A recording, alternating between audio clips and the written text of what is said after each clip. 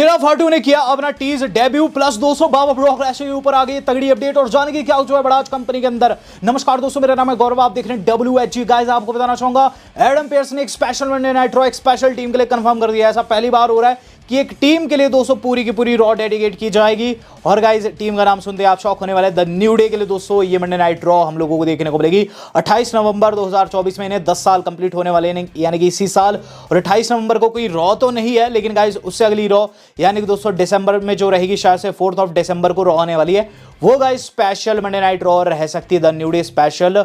You know the fact, इनके बीच में काफी टाइम से फूट चली आ रही है, ये एक साथ नहीं दिखाई दे रहे हैं, या फिर कह लीजिए जब भी इनके मैचेस होते हैं तो गाइस हार ही जाते हैं।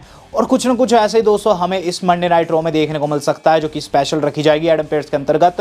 वहां the new day special theme रखा जाएगा। और गाइस मुझे ऐसा लगता है या तो ये टीम पूरी तरीके से टूट जाएगी 10 साल बाद, या फिर हम लोगों को वहां बिगी रिटर्न करते हुए नजर आएंगे और टीम आगे 10 साल और चलने वाली है। तो दो पॉसिबिलिटी में से एक चीज तो होने वाली है, रख के लीजिए। हम बात कर लेते हैं दोस्तों इससे अगली न्यूज की। कार्ल एंडरसन की टीम टूट गई। यस गाइस, जहां द न्यू डे जो है वो टूटने के लिए टीज हो रही है, यहाँ एक टीम ऑलरेडी टूट हो चुकी है। तो guys Carl Anderson and Luke Gallows की टीम गुड ओल्ड ब्रदर्स दोस्तों टूट चुकी है, क्योंकि कार्ल एंडरसन का बताया जा रहा है गाइस उन्हें आज के इंजरी और रेसलमेनिया 41 तक दोस्तों वो नहीं लौटने वाले हैं। शायद से शोल्डर में इंजरी आ रखी है। कुल मिलाकर बात इतनी सी है कि अब हम लोगों को ये गुड ब्रदर्स देखने को नहीं मिलेंगे, और कहीं ना कहीं दोस्तों एजे स्टाइल्स के लिए एक काफ़ी मुश्किल समय भी है।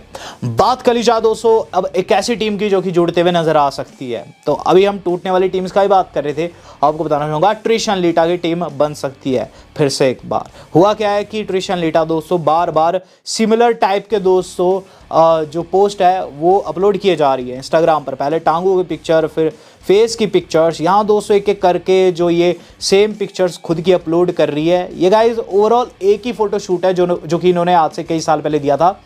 तो फैंस क्या कह रहे हैं कि मे बी इनकी टैग टीम फिर से बनने वाली है और ये जेड एंड बियांका के पीछे आ सकते हैं। अब ये तो समय बताएगा, लेकिन हाँ गाइस कुछ ना कुछ बड़ा होने वाला है, इस चीज़ की वाइब आ रही है। हम बात कर लेते हैं दोस्तों इससे अगली बड़ी अपडेट की। तो गाइस आज की हमारी जो one of the biggest update जुड़ी हुई है, जो कि आज की हमारी नेक्स्ट अपडेट है, वो रॉक से जुड़ी हुई है। गाइस आपको बताना चाहूँगा ब्रावा बुल द रॉक के ऊपर अपडेट आ चुकी है, करके बताया जा रहा है कि वो जनवरी में अवेलेबल होने वाले हैं और जनवरी में दोस्तों WWE में वापसी भी करने वाले हैं। जनवरी में दोस्तों आप जानते हैं बहुत सी चीज़ें होने वाली है, उनमें से एक नेटफ्लिक्स वाली मंडे नाइट रॉ है, प्लस दोस्तों रॉयल रंबल के लिए भी वहाँ आधार डाला जाएगा। शायद से जितना मुझे याद है अगले साल जनवरी में नहीं है रॉयल रंबल, फरवरी की शुरुआत में है।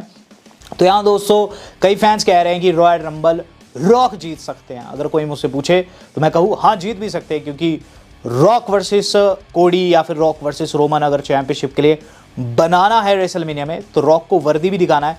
वरना गाइज लोग कब कैसा रिएक्ट करे कोई नहीं जानता है। ट्रिपल एच की एरा है। हम बात कर लेते हैं दोस्तों डोमिनिक मस्टीरियो की।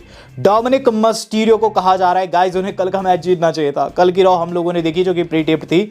ऑब्वियसली दोस्तों वहां डेमन प्रीस्ट एक स्ट्रॉन्ग ओपोनेंट के तौर पर उतरे, मैच को जीते भी फैटल 4 वे में। बट फैंस दोस्तों यहाँ कह रहे हैं कि डॉम को जीतना चाहिए था, डॉम बहुत एंटरटेनिंग लगे और उन्होंने डेमन को हराया भी था। तो डेम मेल्जर ने दोस्तों इसके ऊपर टिप्पणी की है। वो कहते हैं कि डॉम को ही जीतना चाहिए था, क्योंकि डॉम डेमन को लास्ट वीक हराए थे। तो ऐसे में अब अपॉर्चुनिटी डेमन को देना कहीं ना कहीं डेमन की पॉपुलैरिटी पर असर पड़ सकता है। हालांकि डॉम को लोग हेट तो करते हैं, लेकिन बहुत से लोग उन्हें पसंद भी करते हैं। तो हाँ दोस्तों डॉम की जो कंट्रोवर्सी बिगन हो चुकी है और डॉम को फैंस चाहते हैं कि गाइस वो आगे जाकर गंथर को फेस करे। देखते क्या कुछ रहता है। हम बात कर लेते हैं दोस्तों इससे अगली न्यूज़ की। इससे अगली न्यूज़ जुड़े दोस्तों हमारे वेड बैरेट से। शॉर्ट सी अपडेट है लेकिन काफ़ी इंपॉर्टेंट अपडेट है। वेड बैरेट ने दोस्तों अपने इन रिंग रिटर्न को टीज कर दिया है। क्या की चीज़ कही वो बोले, there is always a tiny chance but don't hold your breath yet. यानी कि दोस्तों कह रहे हैं कि अभी अपने सांसें रोकने की जरूरत नहीं है, लेकिन मैं बताना चाहूँगा कि मेरे रिटर्न की पॉसिबिलिटी है, थोड़ी सी ही सही लेकिन है।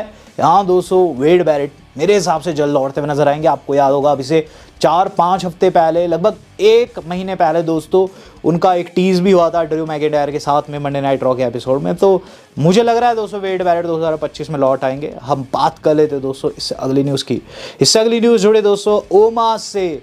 ओमास की वापसी, ओमास कब लौटेंगे, ओमास दोस्तों इस समय कहाँ है। तो डब्ल्यू वाले ओमास को यूज़ नहीं कर रहे हैं। मैं ऑलरेडी बता चुका हूँ आपको कई वीडियोज़ में कि ओमास ठीक है, उन्हें कुछ भी नहीं हुआ, बस उन्हें यूज़ नहीं कर रहे हैं द गेम ट्रिपल एस। तो ओमास ने कहा है कि वो ब्लड लाइन के सेगमेंट्स देखकर इंस्पायर्ड हो चुके हैं एक्टिंग क्लासेस लेने में, क्योंकि ब्लड लाइन के जो स्किल्स रहते हैं, ब्लड लाइन के दोस्तों जो प्रोमो रहते हैं, सेगमेंट्स रहते हैं, ओमास को लगता है कि उनके रेसलिंग में कहीं ना कहीं एक्टिंग की कमी है। वो रेसल तो बढ़िया कर लेते हैं ओमास के अकॉर्डिंग, लेकिन उनमें वो जो फील फैक्टर रहता है कि सुपरस्टार खुद को बढ़िया तरीके से प्रदर्शित करे, वो कम है।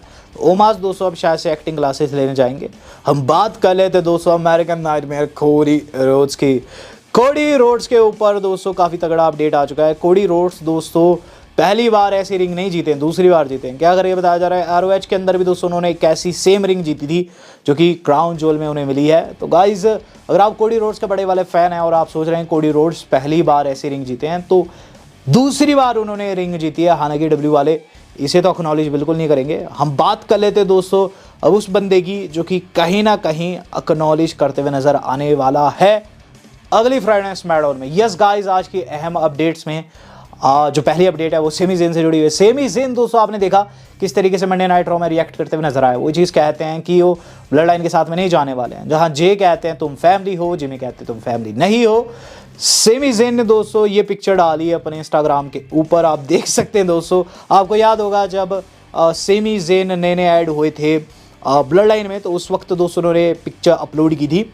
और गाइज यहाँ क्या लिखते हैं, सिंपलर टाइम, यानी कि वो काफ़ी ईजी पीजी टाइम था जब वो ब्लड लाइन का पार्ट थे और ऐसी चीज़ें कर रहे थे। सेमी ज़ेन को भी दोस्तों कहीं ना कहीं ब्लड लाइन याद है, रोमन रेंस का दोस्तों आशीर्वाद याद है। हाँ, जिस तरीके से दोस्तों सेमी ज़ेन को उन्होंने उठाया था, आपको याद होगा दोस्तों, सेमी ज़ेन उस वक्त जॉबर ही बन गए थे पूरे तरीके से। तो यहाँ सेमी ज़ेन चाहते भी है कि ब्लड लाइन में वापस जाए, इसलिए पुरानी चीज़ें, पुरानी यादें ताज़ा कर रहे हैं। अब देखते हैं दोस्तों क्या कुछ रहता है अगली स्मैकडाउन में। मेरे हिसाब से दोस्तों अगली स्मैकडाउन में वो फाइनली फिर से रोमन रेंस को एक्नॉलेज करते हुए नजर आने भी वाले हैं। वेल गाइस, अब बात कर ली जाए अपने बाबा ब्रॉक लेसनर की। बाबा ब्रॉक लेसनर को दोस्तों फिर से मेंशन कर दिया गया। यस गाइस, बाबा ब्रॉक लेसनर को मेंशन किया गया है सेकंड इन अ रो। इससे पहले कोडी का इंटरव्यू हुआ था, लेकिन कल दोस्तों सेथ रॉलिंस का इंटरव्यू हुआ। रॉ के बाद दोस्तों उन्होंने इंटरव्यू दिया। ब्रॉक लेसनर को एक नहीं दो बार यहाँ उन्होंने मेंशन कर दिया। सबसे पहले तो दोस्तों ये चीज़ कहते हैं कि ब्रॉक लेसनर जो है वो एक अलग ही एथलीट है। शायद कहते हैं कि हम बैक स्टेज सारे रेसलर एक तरफ, दूसरी तरफ ब्रॉक लेसनर वो काफ़ी स्पेशल है। ब्रॉक लेसनर जिस साइज़ का और जैसी उसमें तेज़ी है वैसे बिग शो में नहीं थी। वो कहते हैं कि बिग शो साइज़ में काफ़ी बड़ा है ब्रॉक लेसनर से, लेकिन उतना तेज़ नहीं है। वैसे ही कई उसके साइज़ के सुपरस्टार भी है, लेकिन उसके जितना साइज़ नहीं है। तो Brock Lesnar once of a lifetime superstar है।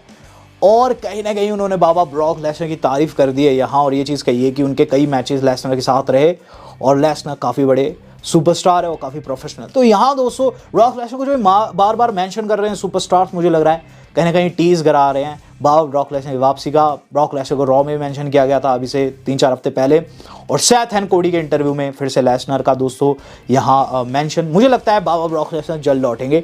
हम बात कर लेते हैं दोस्तों इससे अगली न्यूज़ की, जो कि आज की हमारी सेकंड लास्ट अपडेट भी है। तो आज सेकंड लास्ट न्यूज़ जो आज की हमारी जुड़े दोस्तों हमारे अपने जे उसो से। तो जे उसो के ऊपर दोस्तों काफ़ी तगड़ी अपडेट आ रही है। जे उसो दोस्तों सभी को पछाड़ते हुए नंबर 1 सुपरस्टार बन चुके हैं इन टर्म ऑफ मर्च सेलिंग। मर्च सेलिंग को दोस्तों मैं हमेशा जोड़ता हूं सुपरस्टार की पावर से, क्योंकि आप जानते हैं मर्च सेल अगर बढ़िया रहते हैं तो कहीं ना कहीं डब्ल्यू वाले सुपरस्टार को पुश भी दे देते हैं। तो क्या करके बताया जा रहा है कि अक्टूबर में जे उसो ने सबसे ज़्यादा मर्च बेचे हैं, even Roman Reigns and CM Punk के कंबाइंड मर्च से भी ज़्यादा। इतनी ज़्यादा टी शर्ट बेचने के चलते दोस्तों कहीं ना कहीं आपने देखा जे उसो को एक हल्का फुल्का पुश भी मिल गया था, आईसी चैंपियन भी हो गए थे, लेकिन स्टोरी लाइन के लिए दोस्तों उन्होंने चैंपियनशिप भी ड्रॉप कर दिया। और यहाँ दोस्तों लगातार जे उसो की बढ़ती हुई पॉपुलैरिटी कहीं ना कहीं आपने रोमन रेंस के चेहरे पर भी देखी थी, जहां दोस्तों क्राउन ज्वेल में उन्होंने जे उसो की एंट्रेंस पर चेहरा बना दिया था। तो कहीं ना कहीं दोस्तों जे उसो मेरे हिसाब से one of the best superstar बनते जा रहे कंपनी के। और गाइज उनकी पॉपुलैरिटी नेक्स्ट लेवल पर पहुंच रही है, जो कि आगे जाकर दोस्तों मुश्किल का सबब बन सकता है, क्योंकि पुराने रोमन रेंस को, जो कि ओजी रोमन रेंस है, ट्राइबल चीफ रोमन रेंस है, उसे नहीं पसंद कि कोई उनसे ऊपर जाए। लेकिन अब चूंकि रोमन रेंस फेस बन चुके हैं, तो देखते हैं आगे चीज़ें कैसे इनके बीच में सॉर्ट आउट होती है। बात कर लेते हैं दोस्तों आज की अपनी मेन खबर की। तो गाइज सेमी ज़ेन अगर नहीं रहते हैं, सेमी ज़ेन अगर आने से मना कर देते हैं इस अपकमिंग स्मैकडाउन में, तो क्या हो सकता है नेक्स्ट प्लान डब्ल्यूडब्ल्यूई वालों का रिवील हो चुका है। जिला फाटू ने दोस्तों कंफर्म कर दिया है, यस गाइस जिला फाटू ने कंफर्म कर दिया है कि WWE के प्रोग्राम का हिस्सा होने वाले हैं। WWE वालों दोस्तों हाल फिलहाल में एक प्रोग्राम लॉन्च किए थे जो कि मैं आपको बताना भूल गया था। इस प्रोग्राम का नाम है दोस्तों WWE ID। इसके अंतर्गत दोस्तों सुपरस्टार अपनी कंपनीज में जो कि WWE के बाहर है रेसल करते हुए भी दोस्तों WWE के इस प्रोग्राम का हिस्सा हो सकते हैं। इस प्रोग्राम में दोस्तों WWE वाले उन्हें एक तरीके की ट्यूशन देंगे और गाइज इसके अंतर्गत बहुत सारे सुपरस्टार्स जो कि आउटसाइड WWE है वो इनरोल कर रहे हैं।